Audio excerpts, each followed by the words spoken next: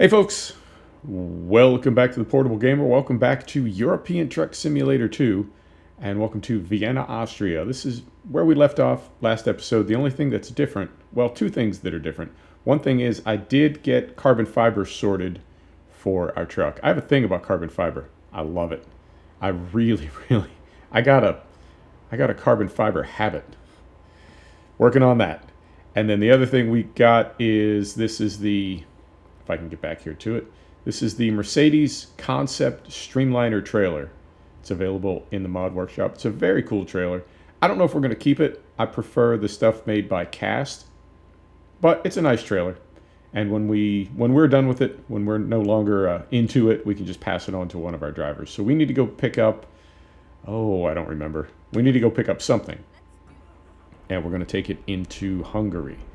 So it is just going on 7 a.m. We need to go around the corner here. We'll put some windows down. Right, brake is off. And we'll be careful pulling out of our hotel here. We're going to take a quick look and just confirm we got the clearance. We're going to make it. Yeah, I think we're going to make it. All right, here we go. Should signal on. Be a good safe driver. This thing reefed around. There we go. So how's everybody doing? It's Thursday for me. It's Friday for you. We made it.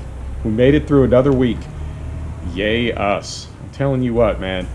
This is all new for all of us. But you know what? All of life is unskilled labor. We're all just making it up as we go. I've never been alive before, so every day I'm just figuring things out. So we'll get through it. We'll continue to get through it. What is going on in gaming? I've seen there's a little teaser for ETS, and what I saw in the comments was people are thinking that is a tunnel. There's a tunnel through the Pyrenees, so that would represent the. Let's get over here. Oh no, we're not. We're going straight at the traffic circle.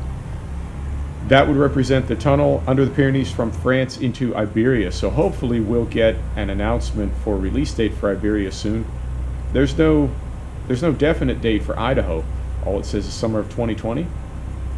Looking forward to that. And I haven't heard about any new trucks for ETS. We just got the Mack Anthem for ATS. So I think we're good for a minute on trucks on the ETS side. And what else? I think that's it for Truck Sim. Now we are running, we used to run the Jazzy Cat packs. We're no longer running those. What we're running instead is the Sissel trailer pack. And I find those to be, I think, better. Carefully through here. I find those to be better. For one thing, they do come from the mod store. Not mod store, the Steam Workshop. The mod store, what is that? They come from the Steam Workshop, so they update automatically. And that's very cool. It saves you some hassle. When you have a lot of sims going at once, you know this. When you have a lot of sims going with a lot of mods, the management of those can be, it feels sometimes like you spend as much time sorting out your mods and keeping your mods working as you do playing the games. So that is a big difference, and I'm really, oh yeah, more carbon fiber. I'm really liking that aspect of it. I don't notice much of a load time, and that is something that I think I was seeing with the Jazzy Cat packs. I felt like we did get some game freezes, micro freezes, but we did get some freezes and some FPS drop periodically when those packs did load up as we moved from one place to another. So yeah, the Sissel trailer pack, and of course we're running the Sissel Mega Pack as everybody is for our accessories and various things. And what else on the mod side? Oh boy, we were doing so good. I think it was probably 3 or 4 trips in a row we were able to get in one swing, but not this one. Not this one. How about 3 swings, sir? Right, that's better. You know what? It's early in the morning. It's 7 o'clock. What do you expect? All right, and we'll see when we get loaded up here. We'll see what we're carrying. I forgot to look again. Right. Set the brake, engine off. Let's get loaded up. Beautiful. And we are hauling, just to confirm, we are hauling rice. Okay. No problem. We'll turn this off. There we go. Brake is off. Put her in gear, and here we go. And then I also cranked the traffic up to 2.0, which I'm told is about the limit, both for a reasonable appearance for your traffic. I want the traffic more dense, but I don't want it to seem silly. And that is also, I'm told, about the limit of what the traffic can handle and continue to run smoothly as far as sorting itself out. But I like this added density. I really do. And I did the same thing on the ATS side as well. Oh, and we're running the Sissel trailer pack on ATS. It's available there too. We're also, I told you we're running, or I want to get back to cast trailers. There is another trailer. It is the Norco. Not one I'm super familiar with, but there's another trailer pack available from cast. And all of those do spawn in traffic. So combine the two, between the Sissel trailer pack and the cast trailers spawning, I feel like we've got enough variety in our trailers. Yeah, and you can see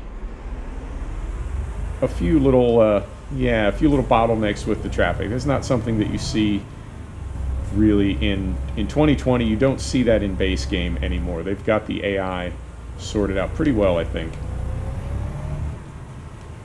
So by adding that extra traffic in there, we do see some little bit of traffic jam here and there. Not bad. And if it gets really bad, we can back it down a little bit to like 1.8 or something. And is that all the truck sim stuff? I think so. I think it might be, yeah. Let's get around the bend here. We'll get the windows up.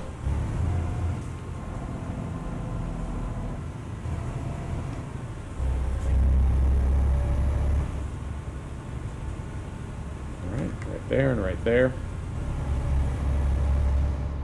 Quiet things down. Here we go. What else is going on in Sim? Let me see. Big patch for Assetto Corsa Competizione. Added a couple things. I mean, that's a great sim, and I have no significant complaints about it. Significant complaints? I feel like a but is coming. Yeah, I have no significant complaints, but I would really like to see them do something with championship mode, and I would really like to be able to run my own livery outside of single player. I think you can run it in single player and multiplayer. I haven't done any multiplayer yet. I've not heard great things, but I would like to be able to use my skin in championship mode, which is I don't want to say it is inherently broken, but the way that the career and championship modes are set up right now in Assetto Corsa Competizione, they don't really lead to anything. And it's nice to have the, I don't know, what is that, like a body of work? You know, winning a race or doing a race, that's cool. But to be able to do a season, I think there is an added appeal for people that are really into racing sims. You know, it's nice to, not just once or twice, but it's nice to know that you can finish consistently throughout an entire season. And if you apply, you know, you give yourself the hardcore rules, no restarts. If you crash out of a race, you own that finish, even if it's going to hurt you in the point standings. And you just need to make it up the next race. So there is, I think, definitely an appeal to running an entire season versus just races or just hot laps. And we, oh yeah, we got to get off here. I feel like, I say this every episode, I do feel like I have the detour probability set just a bit too high. This happens to us truly every episode. So it goes. Yeah, so I would like to see them, I don't know, fill that out a little bit. Make it a little bit more something. But still a great sim, and they do continue to add things to it. Looking forward to the GT4 and British Track Pack. Been spending some time in Automobilista 2, and I lifted the hood and taking a look in there. So this is what I know. I know Codemasters acquired Simply Mad, And I know Simply Mad makes Project Cars 2. These things I know. I know that Automobilista 2 is running on the Madness engine, which is the underpinnings of Project Cars 2. But when I saw the game files, when I looked in that folder, essentially I saw Project Cars 2, like all of it. And there are tracks in Project Cars 2 that are not used in Automobilista 2. They're not used in Automobilista 2, but they are in the game files. I don't know if that means they're going to be added later, or if Simply Mad, when they licensed the Madness engine to Racer Studios, if they didn't essentially just give them all of Project Cars 2 and say, go ahead and put your skins on here. So I don't know. I mean, it's a cool game. It's different. It's got a lot of vintage F1, and something that I like about it, that I also like about Race Room and their vintage F1, is you can race different types of cars of the same era against one another. That's very frustrating for me in the F1 franchise, the Codemasters F1 franchise, that when you select a vintage F1 car, you can only ever race against really that same car. And I find that to be really kind of immersion breaking.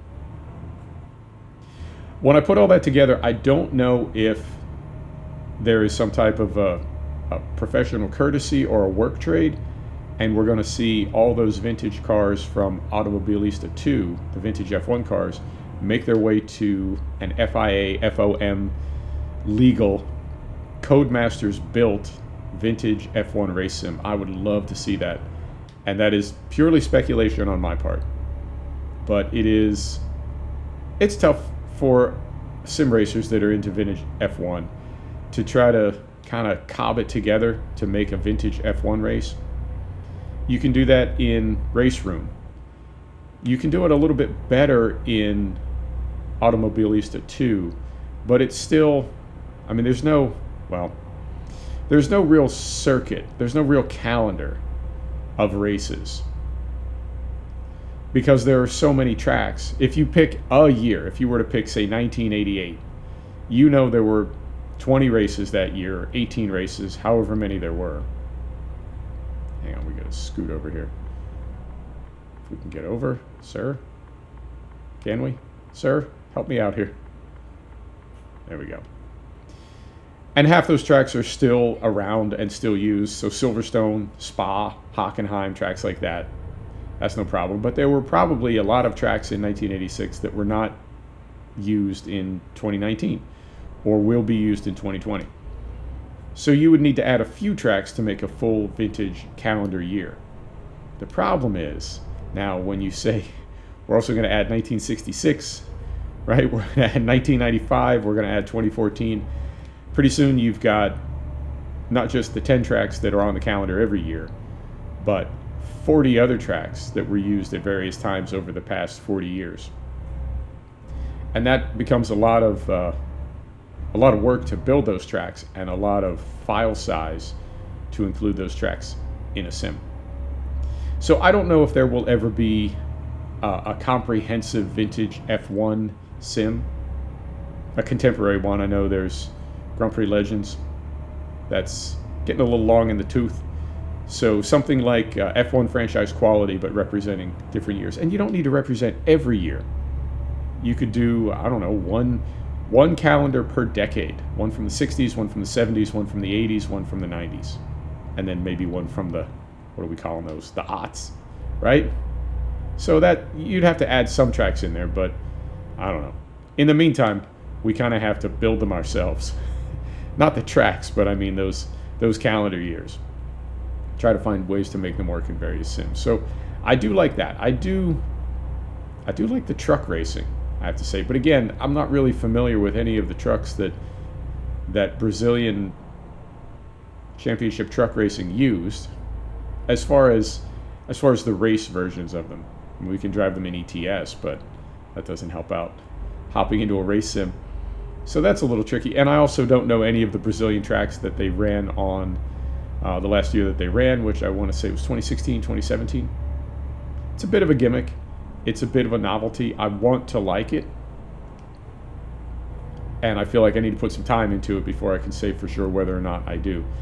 And that is the primary appeal. Now, it does have what I think of as the five British tracks. So it's got Cadwell Park, Bolton, Brands Hatch, Snetterton, Donington, and Silverstone. Those are all in Project Cars 2. Silverstone and Silverstone is missing in Automobilista 2, but the other 5 are there. The other 4, the other 5.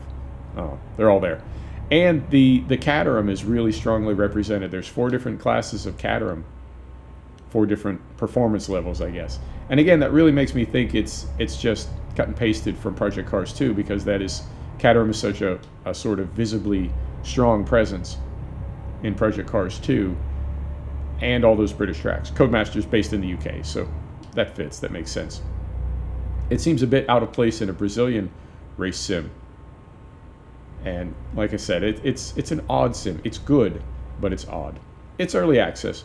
We'll see where they head with it. And it could be that the rest of those tracks that are in Project Cars 2, they will all make their way to Automobilista 2. Speculating, but it could be that they will all make their way into the sim as it passes through early access into full retail. Unknown at this point. I am enjoying it. It is different. And I'm trying to think what else. Waiting on F1 2020. I hopped into Monster Energy Supercross 3 again the other day. I got that game like the day it was released. I played it for an hour and I haven't touched it since, and that was 4 months ago. It's too similar to Monster Energy Supercross 2, and it's also, I really like the MXGP franchise by Milestone. I like those tracks. I like the way they flow. The Supercross tracks, it's a whole different, it's a motorcycle, it's a dirt bike, but it's a whole different flow. And so much of it is not just pinning the throttle and going wide open. So many of those double and triple sections, they're not quite whoops. It's not quite a rhythm section. It's big jumps. But if you aren't sure that you can stick the triple, best to go for the double, so you land in the trough, right, and spin it up again, and then hit the next double, and then come out of it smooth. If you try to make the triple and miss it, right, and come down like front wheel first on the takeoff, all your momentum is gone, and you just roll through the next 2 or 3 jumps and get passed by a dozen riders. So it really is about rhythm and flow, and it's an entirely different feel than the MXGP franchise. So I hop back in there, and I don't know. I feel like I should put like maybe 5 hours into it, 10 hours. I feel like I should really try to learn it. I've seen YouTubers, I've seen people play it online.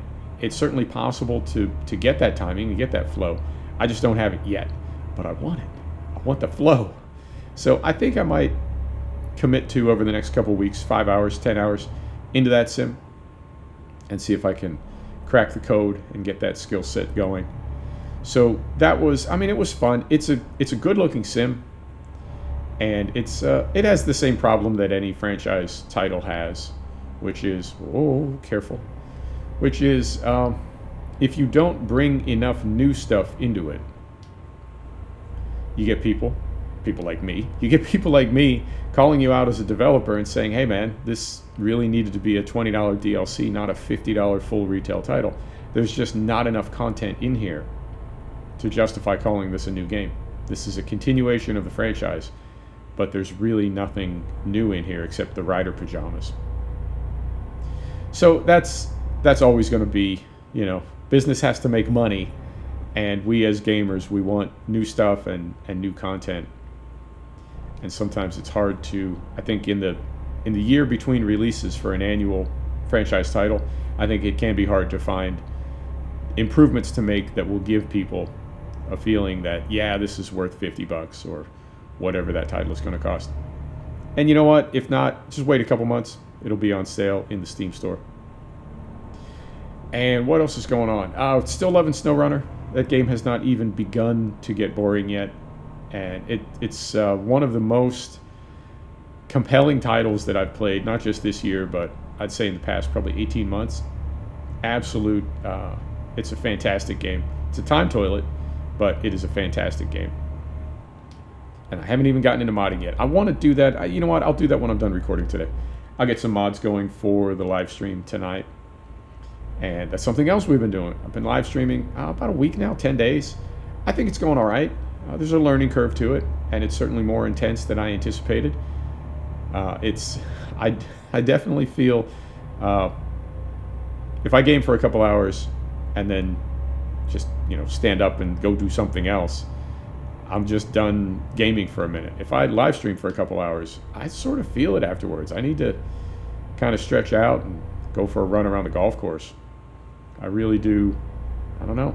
It takes it out of me. It is intense.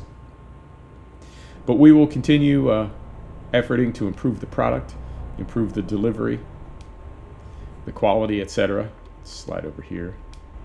But yeah, I'm really enjoying that. I wish I would have done it sooner, but I have to think the timing works out just about right. Maybe I wasn't quite ready to do it sooner. So, oh, sir, how could you? All right. And what else? We got that coming. We've got what other? I just saw another announcement. Ride 4 is coming from Milestone, so that'll be exciting. And we'll see how they handle DLC. I was looking in my Ride 3, the Ride 3 store page in Steam, and yeah, it's about $100 if you want to get everything. You don't have to, but I really do love motorcycles. So it's very hard not to get those DLC as they come out, and they're spaced out in a way, and the quality and the type of content is spaced out in a way that every DLC, when I look at it, it's like, I really got to get that one. So we'll see if they do. I assume they'll do the same thing for Ride 4.